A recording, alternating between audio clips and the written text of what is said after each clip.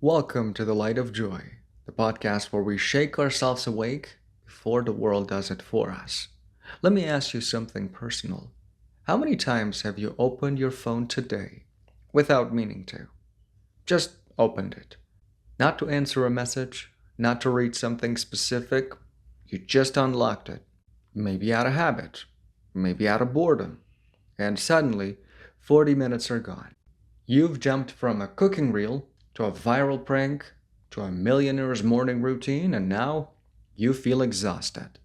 Not entertained, not educated, just empty. Here's what we are going to unpack today: why you are constantly pulled into other people's lives, why boredom makes you run to your phone instead of your future, why burnout is often a signal not of overwork, but of misused attention, and how you can finally reclaim your focus, your time, and your mind. First things first, this is not about calling you lazy. It's not about blaming you for distractions. It's about recognizing that we've been trained. From the moment you downloaded that first app, you've been taught to react. React to alerts. React to trends. React to the lives of people you don't even know. But here's what that reaction does: it pulls you out of your own life. It's like trying to write your story while constantly peeking over someone else's shoulder. You lose track of your plot, your pace, and your message. And the worst part? You don't even notice it happening until your dreams feel like someone else's leftovers. Let's pause on something critical here.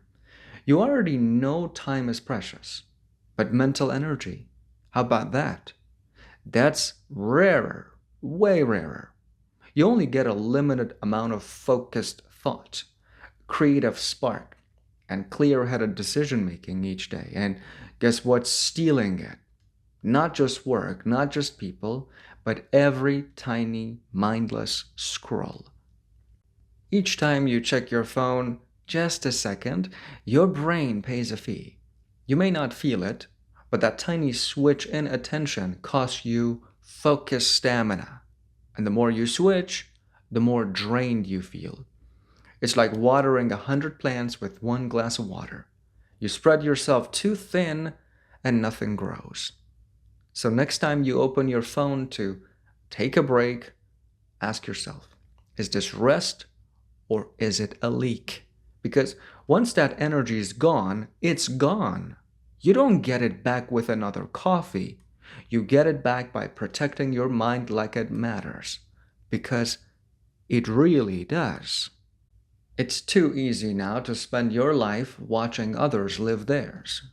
You see someone in Greece, someone else starting a business, another one proposing with a drone, and a violin quartet, and suddenly your perfectly okay life feels like a failure. Comparison is prison in disguise. It looks like inspiration, but it makes you shrink. It makes you forget that you are in progress, that every life has gaps behind the glamour. You weren't born to be a spectator, you were born to be a builder. But builders don't scroll through blueprints, they create. You need to stop over-consuming other people's wins and start investing in your own growth. Let's talk about boredom.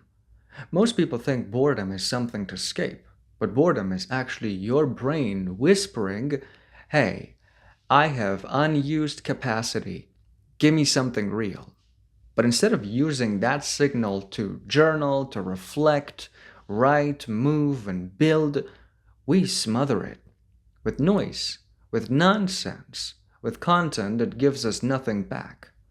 Boredom used to be the birthplace of creativity. Now we treat it like a glitch in the matrix. Let it be the space where your next idea forms.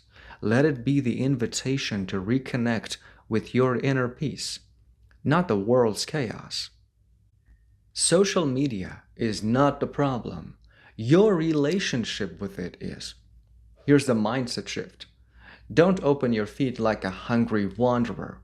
Open it like a careful curator. And ask yourself, what am I here for? What's worthy of my input, my attention, my mood, and my time? Follow accounts that expand your world, not just distract from it. Unfollow what numbs you. Mute what manipulates you. Save what strengthens you. Don't scroll like a slot machine hoping for dopamine.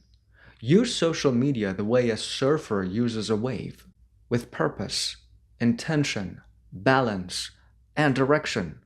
And let me remind you, you are not running out of time. You're leaking it. You leak time every time you check notifications real quick. Every time you refresh apps hoping for something new. Every time you choose comfort over clarity. But here's the truth most people ignore. You were not built to constantly react. You were built to constantly create. Even if you create slowly, quietly, and privately, even if no one sees it for a while. Take that energy you usually give to scrolling and put it towards something that feeds you. One page, one sketch, one decision, one real connection. Your time should make you feel alive, not anxious. If you don't choose where your mind goes, someone else will. And that someone isn't your friend. It's an algorithm trained to steal your gaze, your peace, and your power. So choose every morning, every moment. Choose how you consume. Choose what you ignore. Choose how you fill the silence. You don't need to quit social media. You need to quit using it like it owns you. Stop feeding the feed and start feeding yourself. Thank you for joining me on The Light of Joy. This wasn't just another productivity pep talk. This was a reminder that your attention is sacred, and it's time to treat it that way. Send this episode to one person who keeps getting lost in their phone. Let's wake up together. And this week, set a timer. 1 hour. No feed, just you. Breathe, reflect, build, and live. Until next time, stay awake, stay sharp, and keep feeding what matters.